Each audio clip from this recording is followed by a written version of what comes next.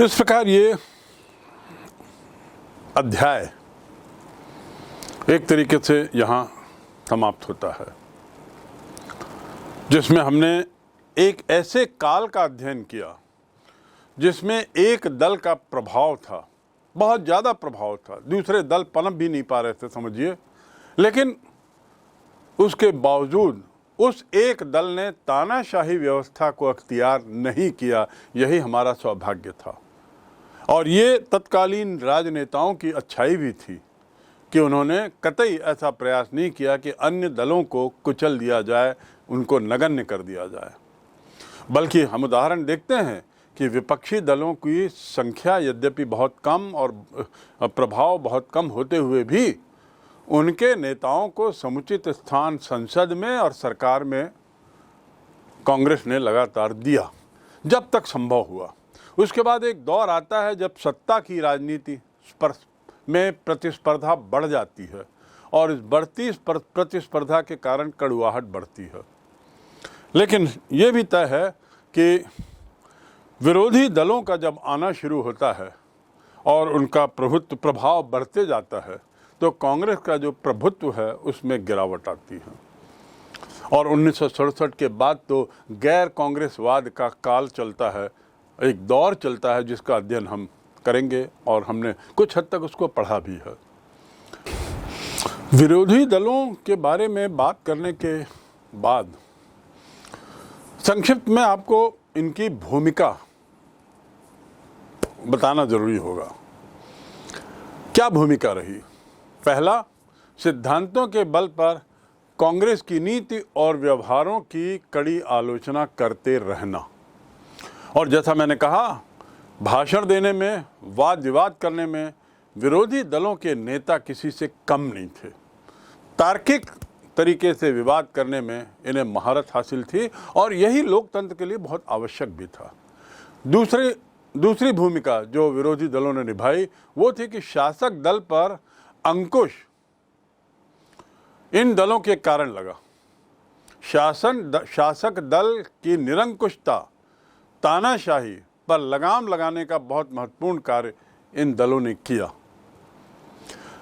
कांग्रेस के भीतर भी शक्ति संतुलन को बदलने में, शक्ति संतुलन को में बदलाव लाते रहने में विपक्षी दलों की भूमिका बड़ी अहम रहे, क्योंकि कांग्रेस से ही कई लोग निकलकर नए नए दल बनाते रहे। तीसरा रूप इसके भूमिका की यदि बात करें विरोधी दलों की, तो तीसरा है लोकतांत्रिक राजनीतिक विकल्प, जो एक अच्छे लोकतंत्र के लिए बहुत अहम बिंदु है, वह इन विरोधी दलों ने दिया। और इस प्रकार जो शब्द मैं बार बार बोल रहा हूं, लोकतांत्रिक व्यवस्था को जमीनी स्तर पर बढ़ाया। लोकतांत्रिक राजनीतिक विकल्प, उस समय जो शैशवावस्था में जो दल थे आज वे सत्ता में हैं। हम जनसंघ की बात कर रहे हैं, जो जनसंघ 1952-50 में जिसका जन्म हुआ, आज वह सत्ता में है और कई वर्षों से सत्ता में रही है, चाहे वो केंद्र में चाहे वो राज्यों में। तो इस प्रकार इनकी भूमिका को नकारा नहीं जा सकता। राजनीतिक विकल्प के रूप में इन्होंने जो काम किया। चौथी भूमिका, शुरुआती सालों में कांग्रेस और विपक्षी दलों के नेताओं के बीच में जो गहरा सम्मान था, जिसके बहुत से कारण थे, उस सम्मान के परिणाम स्वरूप एक अच्छी परंपरा लागू हुई। और उसी परंपरा का परिणाम था कि कांग्रेस इतना भारी भरकम वर्चस्व होते हुए भी तानाशाही रवैया अपनाने से दूर रही। और अंतिम है कि विपक्षी दल के कुछ नेताओं को सरकार में भी शामिल किया जाना, यानी उनकी ऐसी भूमिका भी थी कि वह सरकार में रहते हुए भी विपक्षी दल के हों। और इस प्रकार हम देख सकते हैं कि मंत्रिमंडल में B.R. अम्बेडकर थे, श्यामा प्रसाद मुखर्जी थे, ये दोनों प्रखर विपक्षी नेता थे। इनका सरकार में रहना और विपक्षी दलों की आवाज़ को रखना, ये एक स्वयं में एक बहुत अच्छी लोकतांत्रिक व्यवस्था का शानदार उदाहरण है। चुनावी राजनीति की यदि बात करें तो भारतीय जनता पार्टी 37.36% वोट पाती है जनता का, which is the highest vote share, जो अधिकतम वोट शेयर है किसी एक पार्टी के द्वारा 1989 के बाद। याद रखेंगे 1989 यानी वीपी सिंह के प्रधानमंत्रित्व का काल, जब मंडल कमीशन लागू होता है, मंडल आयोग आता है और अदर बैकवर्ड क्लासेस की एक कैटेगरी के लिए आरक्षण का प्रावधान आता है, जिसको लेकर पूरे देश में भूचाल मचता है। उस समय के बाद से लेकर अब तक में सबसे ज़्यादा वोट शेयर के साथ भारतीय जनता पार्टी सत्ता में आई है और 303 सीटें जीती है। इस प्रकार उसने अपनी सीटों में और बढ़ावा किया है। इसके अलावा जो यदि हम नेशनल डेमोक्रेटिक फ्रंट की बात करें या अलायंस की बात करें, एनडीए, तो 353 सीटें हैं इसके पास 545 में, एक बहुत बड़ी संख्या है। तुलना करें कांग्रेस से, वह काल उस काल का जिसे हम वर्चस्व का काल कहते हैं, जहां उसके पास 364, 367, 371 सीटें थी, इस चुनाव में उसकी संख्या घटकर, सीटों की संख्या घटकर मात्र 52 हो गई। और इस प्रकार जो वर्चस्वता कांग्रेस की उस समय थी, कमोबेश वैसी वर्चस्वता पिछले गत 15 वर्षों से भारतीय जनता पार्टी की है। आज कांग्रेस की यह स्थिति हो गई कि 10% सीट भी उसे नहीं मिली है, जो कि आवश्यक है इस बात के लिए कि विरोधी दल का नेता उस दल से आता है जो 10% सीटें जिसे लोकसभा की मिलती हैं, और विरोधी दल के नेता को लोकसभा के मंत्री का दर्जा मिलता है। दुर्भाग्य से कांग्रेस का ये हश्र हुआ है कि उसे 10% सीट न मिलने के कारण विरोधी दल के नेता के पद से भी वो वंचित रह गई। कांग्रेस के नेतृत्व में जो यूपीए है, यूनाइटेड प्रोग्रेसिव अलायंस, उसे 91 सीट मिली हैं। 52 कांग्रेस को और शेष सीटें यूपीए को के अलायंस को, कुल सीटें इनकी 91 हो गई। उसके अलावा एक तीसरा गुट है एनडीए, फिर यूपीए और तीसरा गुट, उसे कुल 98 सीट मिलती हैं। अध्याय के प्रारंभ में हमने जिन बिंदुओं को बताया था और कहा था कि इन बिंदुओं पर अध्ययन होगा, उम्मीद है वे सारे बिंदु अब आपको स्पष्ट हो गए होंगे। उदाहरण के लिए पहला बिंदु था चुनावी राजनीति के पहले दशक की बातों पर गौर। कौन कौन सी बातें थीं? दूसरा बिंदु एक स्वतंत्र और निष्पक्ष चुनाव प्रणाली की स्थापना, जिसमें चुनाव आयोग मुख्य था। तीसरा, आज़ादी के बाद के शुरुआती सालों में कांग्रेस का दबदबा। और चौथा और अंतिम, विपक्षी दलों और उसकी नीतियों का उद्भव। ये चारों बिंदु आपके इस अध्याय की समाप्ति होते होते पूरे कर लिए गए हैं। कांग्रेस की सफलता के कारणों की यदि बात करें तो एक बहुत बड़ा कारण था उसके विभिन्न गुटों में तालमेल और सहनशीलता। अगर कोई समूह नाखुश था तो भी वो पार्टी में बना रहता था, पहली बात। दूसरी बात, पार्टी को छोड़कर विपक्षी की भूमिका से बाहर रहकर दूसरे समूह से लड़ना उसे उचित नहीं लगता था। तीसरा, कांग्रेस की गठबंधनी स्वभाव, जिसे मैं इस तरीके से कहूँगा, कांग्रेस के स्वभाव में था गठबंधन की नीति। तो उसका जो गठबंधनी स्वभाव था, उसकी जो गठबंधनी प्रवृत्ति थी, जिसमें जो भी आए वो गठबंधन में शामिल हो जाए, उसने भी कांग्रेस को के वर्चस्व को बनाए रखने में अहम भूमिका निभाई।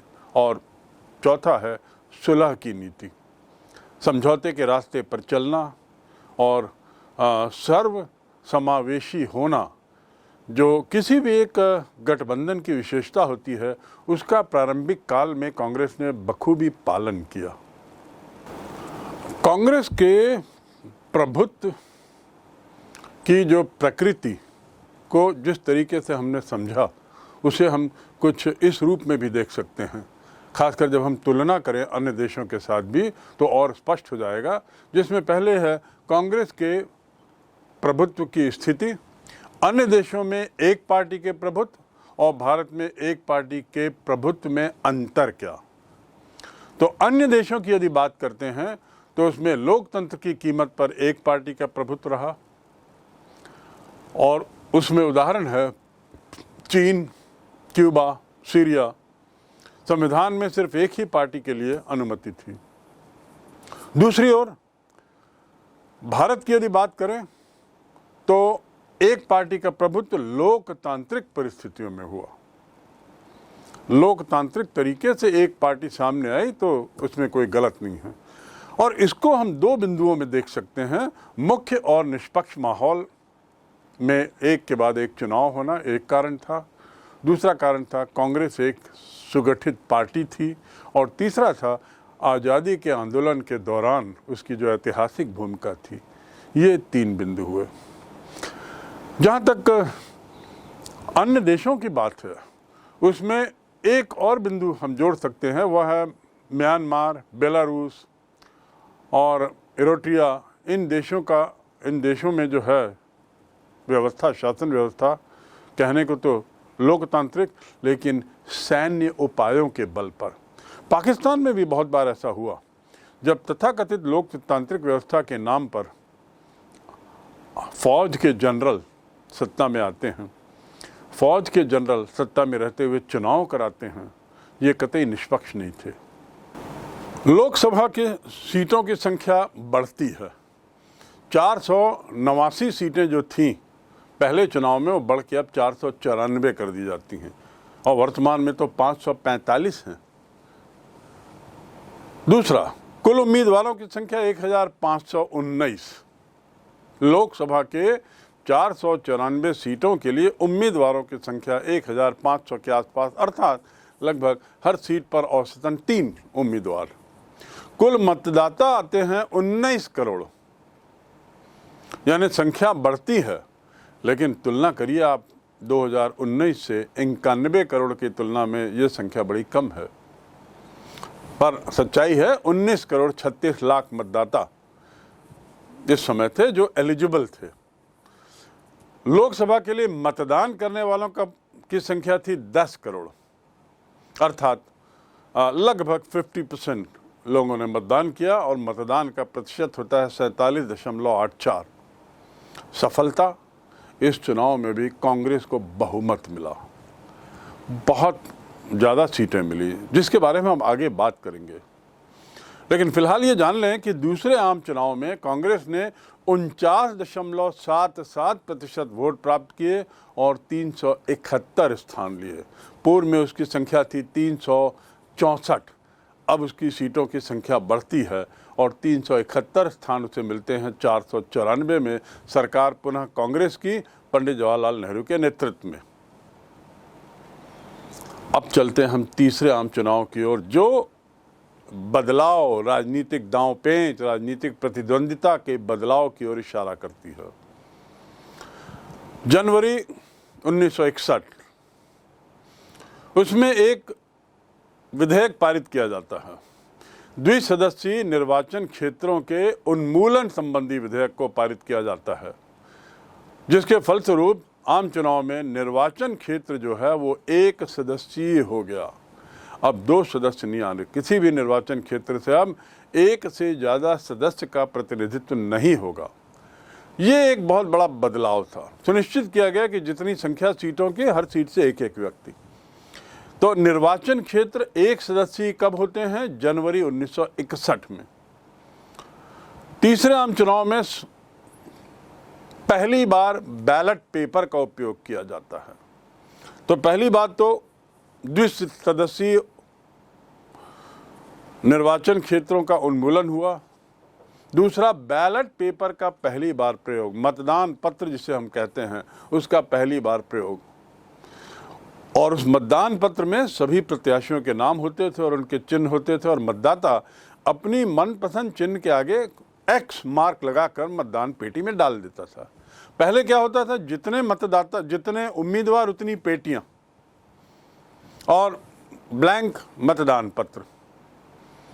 आप सोच सकते हैं कितना भारी भरकम काम था। अब सरल किया गया। अब बैलेट पेपर में मतदाताओं के, उम्मीदवारों के नाम और उनके चिन्ह और उस पर निशान लगाइए और एक ही मतदान पेटी में अपने मत डाल दीजिए। मतदान केंद्र में एक ही मतदान पेटी रखी गई और इसके अलावा अगला जो बदलाव था, राजनीतिक दलों को राज्यों में भी आरक्षित चुनाव चिन्ह, रिजर्व्ड सिंबल दिए गए। जिन राज्यों में कम से कम 3% मत प्राप्त हुए हों, ये एक कंडीशन लगा दीजिएगा कि राष्ट्रीय और राज्य स्तरीय दलों का मतभेद या उनके बीच में अंतर भेद को कम करने के लिए, समाप्त करने के लिए राजनीतिक दलों को राज्यों में भी रिजर्व सिंबल दिया गया। जिन राज्यों में उन्होंने कम से कम 3% मत प्राप्त किए हों, यह सुनिश्चित था। अब देखिए, पहले आम चुनाव में 6 माह का काल लग गया। ये एक चुनाव था जहां मात्र 1 सप्ताह के अंदर, लगभग 9-10 दिन के अंदर पूरी प्रक्रिया हो गई। मतदान की प्रक्रिया की बात कर रहा हूं। 16 फरवरी से 25 फरवरी 1962, 16 फरवरी से 25 फरवरी 62 को मतदान। लगभग 21 करोड़ 64 लाख इसमें भाग लेते हैं। राष्ट्रीय स्तर पर 4 की जगह 5 दल एक अब हो गया। 5वां दल जो था वो सी राजगोपालाचारी का, उनके नेतृत्व वाला स्वतंत्र पार्टी था। सी राजगोपालाचारी कौन थे? भारत के प्रथम भारतीय गवर्नर जनरल, स्वतंत्र भारत के काल में भारत जैसे स्वतंत्र होता है, ब्रिटिश गवर्नर जनरल चले जाते हैं, जो वाइस रॉय भी थे, लास्ट थे माउंटबेटन। उनके जाने के बाद अंतरिम सरकार के काल में, स्वतंत्रता के तुरंत बाद, एक गवर्नर जनरल, भारतीय गवर्नर जनरल की नियुक्ति होती है और वो थे सी राजगोपालाचारी। उन्होंने बाद में एक दल की स्थापना की जिसका नाम था स्वतंत्र दल, और ये भी राष्ट्रीय दल की पात्रता रखता था, तो इस 5वां राष्ट्रीय दल ये बना। इसने लोकसभा चुनाव में 18 स्थानों पर और विधानसभा चुनाव में 170 स्थानों पर विजय प्राप्त की। एक अच्छी संख्या इसे मिली। चुनाव में कांग्रेस लोकसभा के 494 स्थानों में 361 स्थान पाती है, अर्थात पहले में 364, दूसरे में 371 और तीसरे में 361। लगभग कमोबेश संख्या में 5-10 का इजाफा घाटा होता है, लेकिन कांग्रेस का जो वर्चस्व है, कांग्रेस का जो प्रभुत्व है, जिसे हम एक दलीय प्रभुत्व का काल कह सकते हैं, वो यहाँ बड़ा स्पष्ट है। आगे और स्पष्ट हो जाएगा जब हम सभी दलों की सीटों के आंकड़ों की ओर एक नज़र डालेंगे। लेकिन फिलहाल आप जान लें कि 5 दल इस बार थे। राष्ट्रीय दल, जिसमें स्वतंत्र दल भी था, जिसे 18 सीटें मिली, और कांग्रेस को 361। देखिए, अपनी पुस्तक में भारत का नक्शा इस अध्याय में दिया हुआ है, और उस नक्शे का जो शीर्षक है वह है कांग्रेस का प्रभुत्व। अर्थात वह काल जिस समय कांग्रेस का एक क्षत्रिय शासन था। 371, 364, 361 सीटों की संख्या, लगभग 500 सीटें थीं, जो 400, 489 और 494, इसमें से 2/3 सीटें कांग्रेस ले गई, बल्कि उससे ज़्यादा। तो आप ये नक्शे में देख सकते हैं कांग्रेस की स्थिति कितनी मजबूत थी, और इसके आधार पर अंदाज लगा सकते हैं कि कांग्रेस की पैठ पूरे देश में सभी कोनों में थी, अंदर तक उसकी पैठ थी। ये चर्चा करना यहाँ इसलिए ज़रूरी है क्योंकि आगे हम कांग्रेस के प्रभुत्व की सफलता या कांग्रेस के प्रभुत्व के कारणों पर जब जाएंगे तो एक कारण यह भी है कि कांग्रेस के संगठनात्मक ढांचा बहुत मजबूत था। दूर दराज तक उसके वॉलंटियर्स, उसके स्वयंसेवक, उसके कार्यकर्ता उपस्थित थे जो दल के लिए प्रचार करते थे। जैसा कि मैंने कहा कि आगे मैं आपको सीटों के आंकड़े की ओर ले जाऊंगा, जिससे कांग्रेस के वर्चस्वता की स्थिति और स्पष्ट होगी। दूसरे शब्दों में ये स्पष्ट होगा कि दूसरे दल भले ही वो राष्ट्रीय स्तर के हों, वे कांग्रेस के सामने कितने छोटे थे। पहले आम चुनाव की दलीय स्थिति का जब हम अध्ययन करें तो साफ हो जाता है कि भारत में वैसे तो बहुदलीय प्रणाली थी, द्विदलीय भी नहीं, बहुदलीय प्रणाली थी, परंतु जो पहले 3 चुनाव हुए उसमें कांग्रेस ने केंद्र और राज्य में एक तरफा जीत दर्ज की, जिसे हम कहते हैं स्वीपिंग विक्ट्री। और परिणाम क्या होता है कि अन्य पार्टियों की उपस्थिति लोकसभा के अंदर एक तरीके से नगण्य रहती है। शून्य तो नहीं कहेंगे, नगण्य रहेंगे, बहुत कम। कांग्रेस ने साबित कर दिया कि वह वास्तव में प्रधान पार्टी है, वास्तव में वह ऐसी पार्टी है जिसकी देश में पकड़ है। तो देखिए 3 चुनाव में दलीय स्थिति को यदि देखें तो कांग्रेस पार्टी, ये चार्ट आपके सामने हैं, 364, फिर 371 और 361। दूसरा दल जो सामने आता है, जो सबसे बड़े दल के रूप में कांग्रेस के बाद, वह है CPI अर्थात कम्युनिस्ट पार्टी ऑफ इंडिया। मैंने आपको शुरू में ही बताया था कि स्वतंत्रता के ठीक बाद 2 राष्ट्रीय दल थे एक तरीके से। तुरंत स्वतंत्रता के बाद की यदि बात करें, एक कांग्रेस और एक कम्युनिस्ट पार्टी। और कम्युनिस्ट पार्टी के लोग भी काफ़ी कुछ कांग्रेस की विचारधारा से प्रभावित थे।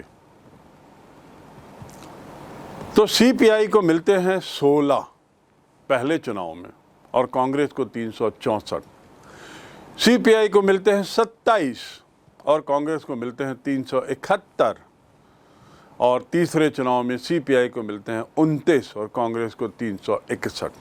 अर्थात CPI के सीटों की संख्या थोड़ी बढ़ती रही और कांग्रेस लगभग यथावत उसकी स्थिति बनी रही। अभी कम्युनिस्ट पार्टी की सीटें किस क्षेत्रों में बढ़ी, इसके लिए आपको कहीं और अध्ययन करना पड़ेगा और उसके कारण पे जाना पड़ेगा कि आखिर इनकी सीटें क्यों बढ़ी। वर्तमान में यदि हम बात करें तो कम्युनिस्ट पार्टी का जो पॉकेट है पूरे देश में, वो मात्र 2 जगहों पर केंद्रित होकर रुक गया है। एक तो केरल और दूसरा पश्चिमी बंगाल। पश्चिमी बंगाल में उसने बहुत लंबे काल तक शासन किया, लगभग पूरे 25 वर्ष। श्री ज्योतिर्मय बासु जो कम्युनिस्ट पार्टी के मुखिया थे, उन्होंने मुख्यमंत्रित्व की जिम्मेदारी निभाई 25 वर्ष। लेकिन अब वहाँ पर कम्युनिस्ट पार्टी नहीं है, सत्ता में नहीं है। लेकिन केरल में फिलहाल अभी भी वो अपनी उपस्थिति दर्ज करा रही है। इसके बाद अन्य पार्टियों को यदि देखें तो एक नज़र आपको जनसंघ की ओर देना होगा, क्योंकि ये वही पार्टी है जो वर्तमान भारतीय जनता पार्टी की जड़ में है, उसके मूल में है।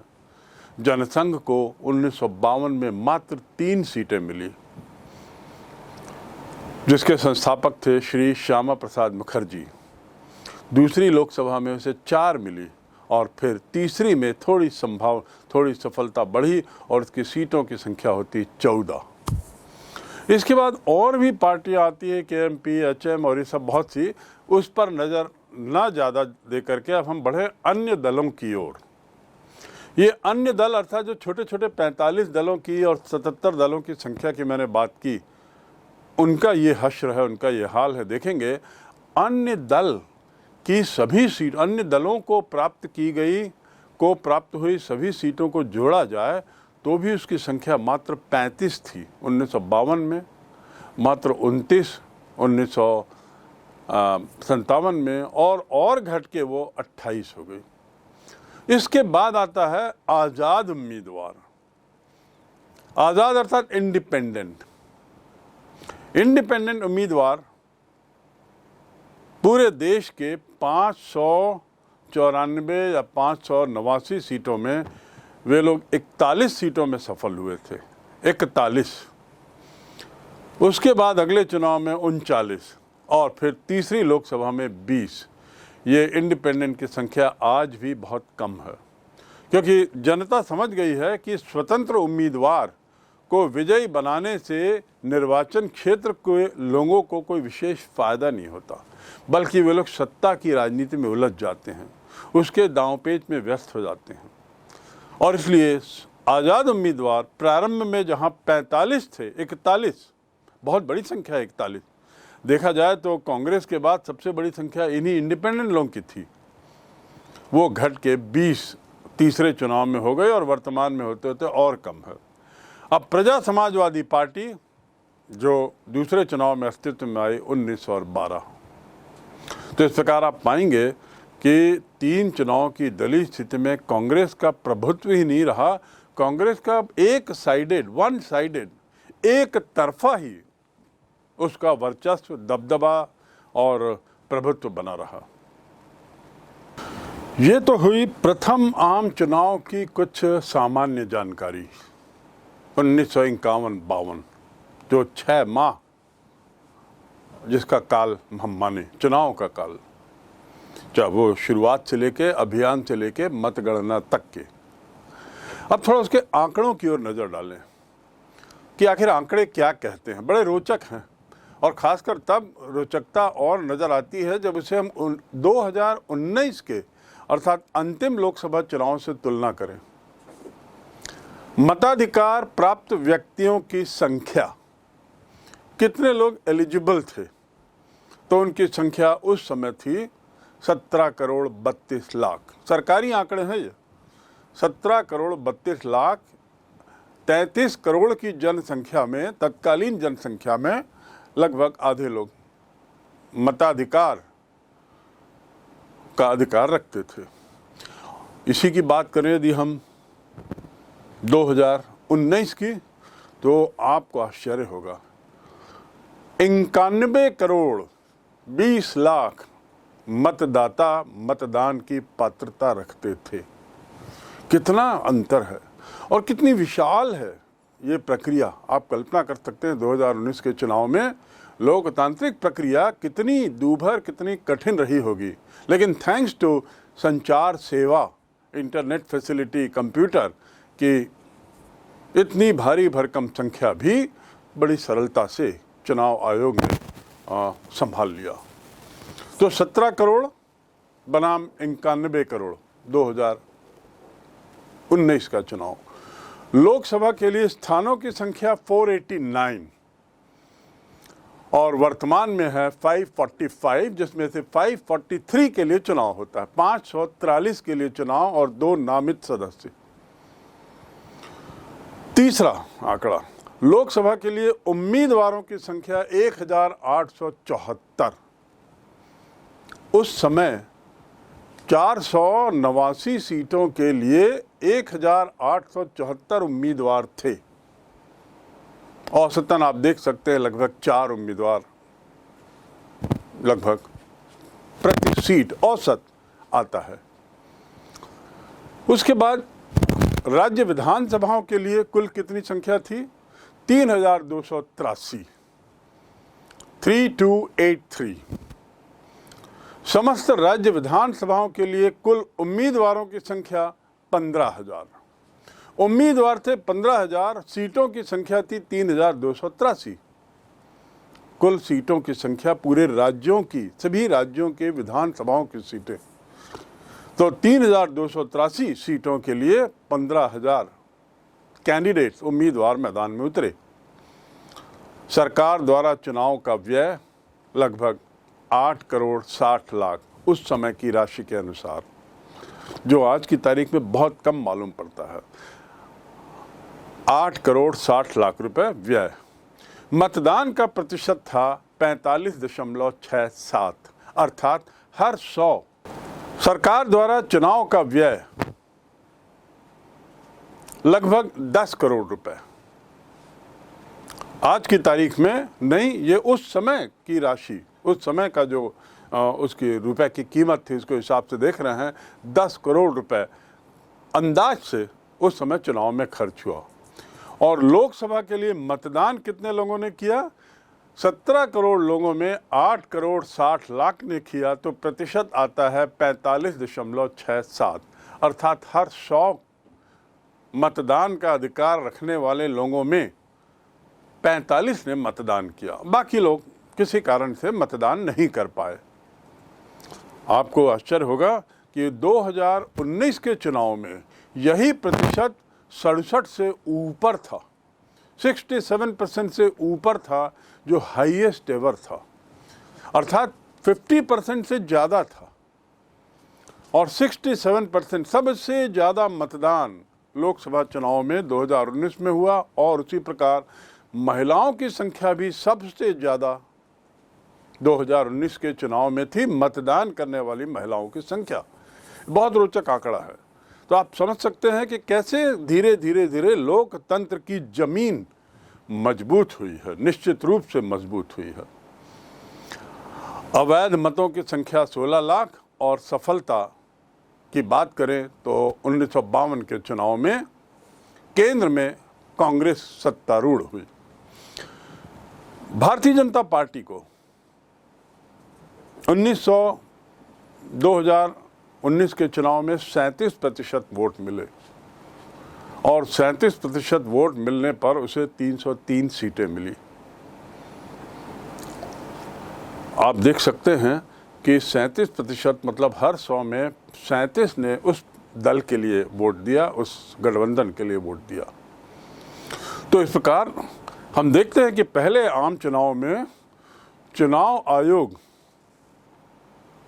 ने बड़ी बखूबी काम किए और अपने आंकड़े भी तैयार किए, एक जमीनी आधार तैयार किया आने वाले वर्षों के लिए। यद्यपि 14 राजनीतिक दलों को राष्ट्रीय दल माना गया, फिर भी चुनाव में छोटे बड़े राष्ट्रीय और कुल मिलाकर सभी तरह के 77 दलों ने भाग लिया। राष्ट्रीय दल कितने थे? 14, लेकिन छोटे बड़े सभी तरह के दलों को मिला दिया जाए, राज्यों के स्तर पर भी जो दल बने थे तो उनकी संख्या थी 77। 1952 में ही 77 दल मैदान में थे। आप कल्पना कर सकते हैं कि स्वतंत्रता के तुरंत बाद कैसे राजनीति अपनी रूप बदल रही थी और प्रतिद्वंद्वी राजनीति की शुरुआत हो चुकी थी। इस आम चुनाव में, पहले चुनाव में कांग्रेस ने 45% वोट पाए और 364 स्थान प्राप्त किए। 45% वोट और 364 स्थान। 2019 में भारतीय जनता पार्टी को 37% वोट, 37 से कुछ ज़्यादा, और 303 स्थान। अब आते हैं हम दूसरे आम चुनाव पर जो 1957 में हुआ। मैंने आपको पहले भी बताया था कि आम चुनाव अर्थात वे लोकसभा के वे चुनाव जो 5 वर्ष का कार्यकाल पूरा होने पर होते हैं, अन्यथा जो बीच में हो जाते हैं तो मध्यावधि चुनाव कहलाता।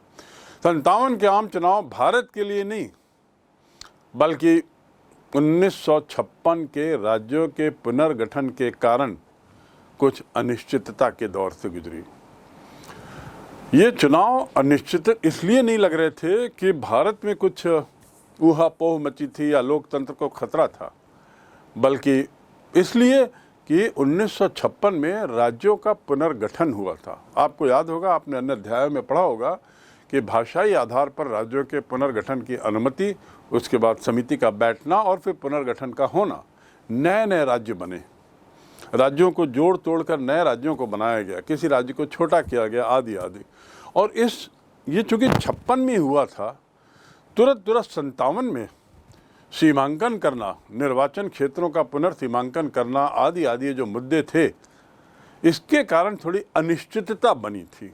लेकिन फिर भी, और भारत का एक वर्ग मांग भी रहा था कि चुनाव स्थगित किया जाए, एक अच्छा खासा वर्ग इसके स्थगन के पक्ष में था। लेकिन इस द्वितीय आम चुनाव में निर्वाचन आयोग ने स्थगन की बात को स्वीकार नहीं करते हुए चुनावी प्रक्रिया प्रारंभ की केवल 4 राजनीतिक दलों को राष्ट्रीय दल की मान्यता मिल पाई, पूर्व में जो कि 14 थी।